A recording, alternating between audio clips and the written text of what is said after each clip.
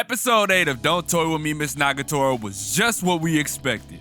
That's a cap. This is not what we expected. Well, it should be what we expected because he was being bold in the last episode, but in this episode, he was just letting his feelings out little by little, and it was hilarious that we got to see a little more soft Nagatoro this episode. It was all the hoots and hollers and all the good laughs that you wanted and some. You see, she ran away when Senpai tried to fix her on his back, right? Like, she was not expecting that at all. That totally went over her head. The rock, paper, scissors segment was probably my favorite, though, if I'm being honest. Other than that, man, it was a great episode. Let me know what your favorite part of the episode was down below. Anyways, what's going on, everybody? It's Damo Senpai, and we're here to talk about episode 8 of Don't Toy With Me, Miss Nagatoro. Now, I apologize for the lack of uploads throughout the week. I've been stressed out. Some crazy stuff went down, and now I actually have a lot more time on my hands than I would have thought. So be prepared for a flood of content this week coming from me. It's all or nothing right now. I'm putting all my chips on the table. We're gonna see what this week brings. Hopefully it brings excitement and thrills and all that stuff. So don't expect crazy long videos, but expect really decent videos. If you are new to the channel and have yet to subscribe, please help a brother out and hit that subscribe button down below. Hit the link tree. The link tree will handle all your wants and needs in regards to following me on all my social medias, subscribing to the channel, all of that. So if you really want to see me become a full-time content creator, because I'm gonna be honest, this week I am technically full-time content creation. It ain't no part-time, no like flex time, none of that. I'm actually a full-time content creator this week. So if you guys want to help me in making that even more of a reality than it is right now, go ahead, hit that subscribe button down below. Share this on all your social medias.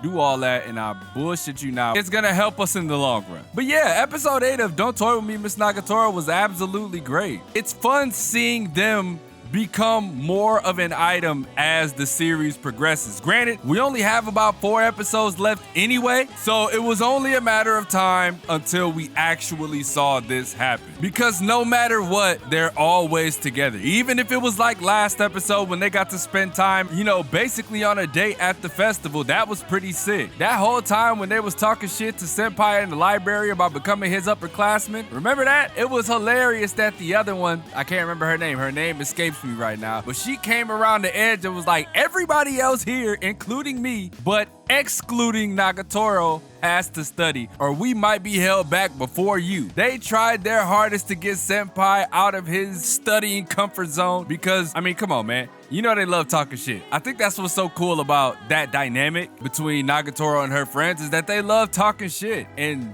talking shit is some of the funnest shit ever to do. God, I'm cussing like a sailor in this motherfucker right now. But right now, I really don't care.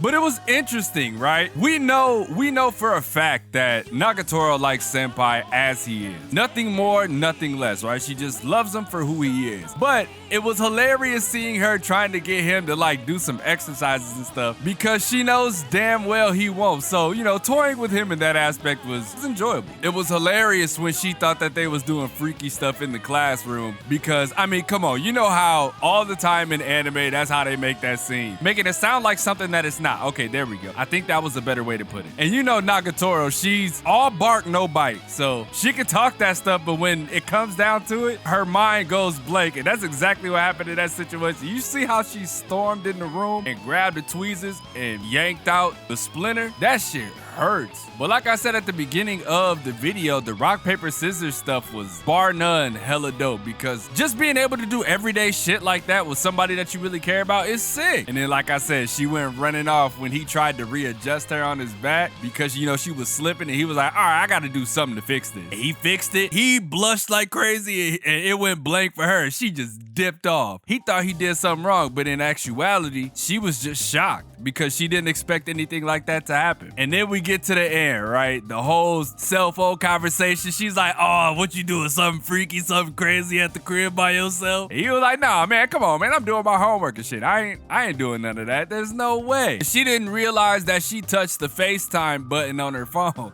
That that blew me because it's like either that phone is hella small or her hands are hella big. One of the two. And I'm leaning towards the former, right? The phone being hella small. And that brought a whole new situation, right? A whole new he seen me new type situation. So, I mean, he cleared it up clearly, right? But I think that's going to be stuck in the back of Nagatoro's head for a while moving forward. Like moving a little forward into things that are going to be transpiring. I think she's going to be a little more self-conscious than she ever has been. Because, I mean, come on, she wasn't even being conscious when she was sitting on him like a horse. I think that's what they're leaning towards. Is like she's starting to become more conscious of how things look because she wasn't really paying attention in the classroom when the other kids saw her. She wasn't paying attention when he tried to readjust her, and she wasn't paying attention in the bath. So all of that is like either leading up to her actually being, you know, more conscious of her surroundings and situations, or becoming more conscious of the relationship between her and Senpai. Because come on, let's just face the facts here. That's gonna be happening sooner or later, whether you want to believe it or not. But other than that, overall, good episode. Can't wait for more. We only got like 4 episodes left, I believe 4 or 5. I don't know if they're doing 13 to 12, so we'll stick with the 12. Let me know what your favorite moment in the episode was down in the comment section below. Let me know if there was some information that I missed out on or that